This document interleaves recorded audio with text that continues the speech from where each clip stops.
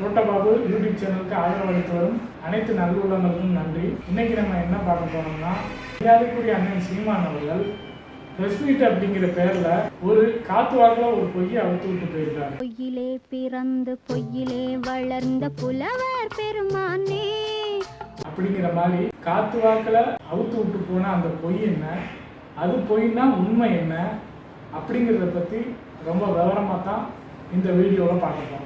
மரியாதைக்குரிய அண்ணன் சீமான் அவர்கள் இந்த பிரஸ் மீட்ல என்ன சொல்லியிருக்காங்கன்னா, எய்ம்ஸ் கொண்டு வந்தது திமுக ஆட்சியில காங்கிரஸ் கூட கூட்டணியில் இருக்கும்போது, பாமக கூட்டணியில் இருக்கும்போது மரியாதைக்குரிய அன்புமணி ராமதாஸ் தான் எய்ம்ஸுக்கு அடிக்கல் நாட்டினதா ஒரு மிகப்பெரிய பச்சை பொய்யை சொல்லியிருக்காரு. ஸ்டாலினுக்கு மகனா பிறந்ததுனாலேயே துணை முதல்வராக தகுதி வந்திருக்கிறாரு. இதான்டா சனாதனம், இதான் சனாதனம். வேற என்ன சனாதனம் எங்க இருக்கு? என்ன தகுதி இருக்கு? செங்கல் காட்டிட்டாருங்கிறான். செங்கல் வச்சது யாரு? வச்சது யாரு? எய்ம்ஸ் மருத்துவமனைக்கு வச்சது யாரு? காங்கிரஸ், திமுக, பாமக எல்லாம் கூட்டணியில் இருக்கும்போது அந்த மந்திரி சபையில இருந்த மருத்துவத்துறை அமைச்சர் அந்த எங்க ஐயா அன்புமணி வச்சது அந்த கல்லு. எய்ம்ஸ் மருத்துவமனைக்கு அடிக்கல் நாட்டின பெருமகன் அவர் தான். கூட இருந்தது காங்கிரஸ், நீங்களும்.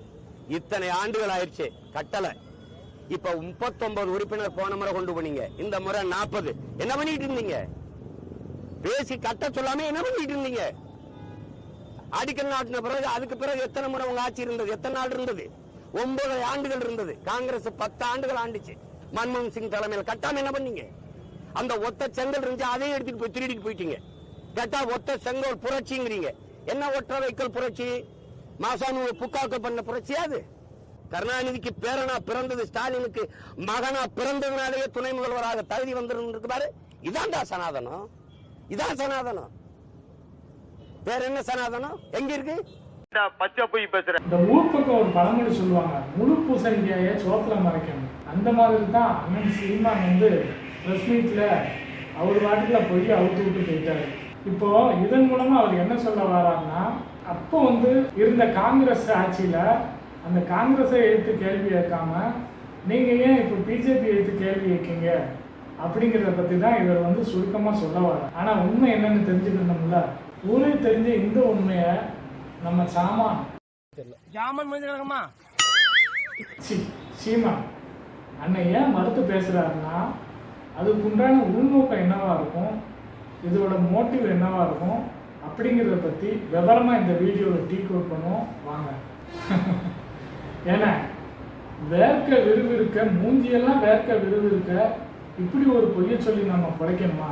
ஏன்னா ஏன் அது சரி, உன் வாழ்க்கை இப்படித்தானே ஓடிக்கிட்டு இருக்கு. இப்போ இந்த ஆள் சொன்னதை முழுக்க முழுக்க பொய் அப்படிங்கிற நிரூபிக்க வேண்டிய கடமை நம்மகிட்ட இருக்கு.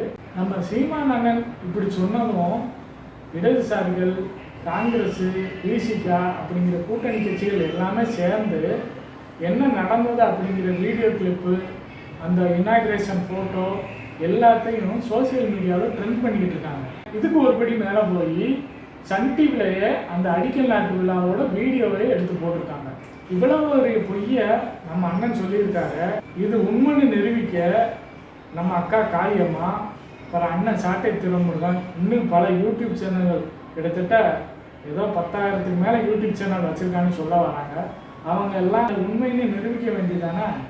ஏன் நிரூபிக்காமல் இருக்காங்கன்னா, இது அதாவது அண்ணன் சொன்னது உண்மை இல்லை, பச்சை பொய்ன்னு அவங்களுக்கும் தெரிய போய் தான் ஒத்திக்கிட்டு இருக்காங்க. அப்போ அண்ணன் இந்த பொய்யை மட்டும்தான் சொல்லியிருக்காரா அப்படின்னு பார்த்தீங்கன்னா அப்படித்தான் இல்லைங்க. அண்ணன் சொன்ன பொய்க்கு கணக்கே கிடையாது. அண்ணனுக்கு முன்னாடி ஒரு லையிங் டிடெக்டர் அப்படிங்கிற அந்த உண்மை கண்டறியும் சோதனை கருவியை முன்னாடி வச்சு, அண்ணே இப்போ பேசுங்கண்ணே அப்படின்னு சொன்னால் 60 செகண்ட்ல அந்த உண்மை கண்டறியும் அந்த லையிங் டிடெக்டரை வெடிச்சு செதறிடும். அந்த அளவுக்கு அண்ணன் பொய் சொல்றதுல கில்லாடி. அண்ணன் சொன்ன பொய்யெல்லாம் ஒன்றுக்கு மேலே ஒன்று அடுக்கி வச்சோம்னா இமயமலையே தோத்துரும். அந்த அளவுக்கு பொய் சொல்றதுல அண்ணன் கின்னஸ் ரெக்கார்டே படிச்சிருக்காப்ல. உண்மை இப்படி இருக்கும்போது அண்ணன் சீமான் எந்த ஆதாரத்தை பற்றி இப்படி பேசுதாரு அப்படிங்கிறதுக்கு ஒரு விஷயத்தை தேடி பார்த்தோம். அதில் கிடைச்ச உண்மை என்னன்னா, 2009 திமுகவும் பாமகவும் கூட்டணியில் இருக்கும்போது நம்ம மதுரை ராஜாஜி மெடிக்கல் காலேஜில் ஒரு பழைய கட்டடத்தை புதுப்பிச்சு திறந்து வச்சுருக்காங்க. இந்த ஃபங்க்ஷன்லாம் எடுத்துகிட்டு வந்து அதை எய்ம்ஸ் மருத்துவமனையை அப்படியே மாற்றி அண்ணன் பீலா விடுறாப்பு. இப்போ அண்ணன் பேசுனது பச்சை பொய்ங்கிறதுக்கு எல்லா வித ஆதாரத்தையும் பார்த்து முடிச்சிட்டோம். அப்போ அண்ணன் பேசுனதுக்கு ஒரு காரணம் உள்நோக்கம் இருக்குங்களா? அதுக்கான காரணம் என்னன்னா, கடந்த 2 நாடாளுமன்ற தேர்தல்களில் திமுகவோட மெயின் ஸ்ட்ராட்டஜியே இந்த எய்ம்ஸோட ஒத்த செங்கல் தாங்க. இந்த ஒத்த செங்கலை ஊருக்குள்ளே தூக்கிட்டு போய் தான் இப்போ துணை முதலமைச்சராக இருக்கிற மாண்புமிகு உதயநிதி ஸ்டாலின் கடந்த 2 நாடாளுமன்ற தேர்தலாக பெரும்பான்மையான வெற்றியை பெற்றாங்க, அமோகமான வெற்றியை பெற்றாங்க. அந்த வெற்றியில வந்து முதல் நாடாளுமன்ற தேர்தல் என்ன தெரிகிறது? அது ஒண்ணுமில்லடா. 39 தொகுதியிலையும் 2வது நாடாளுமன்ற தேர்தலில் 40 தொகுதியிலையும் ஜெயிச்சாங்க.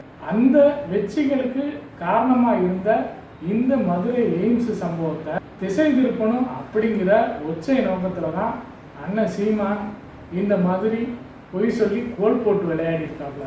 இப்போ போற போக்குல இந்த பொய்யை மக்கள்கிட்ட தூவி விட்ட உடனேயும் இந்த பொய் மூலமா மக்கள் வந்து திமுகவுக்கு எதிராக திசை திரும்பி அப்படியே வந்து இந்த ஓட்டு செதறும் அப்படிங்கிற கணக்கில் எப்போவுமே அவர் அதைத்தான் முயற்சி பண்ணுவார்.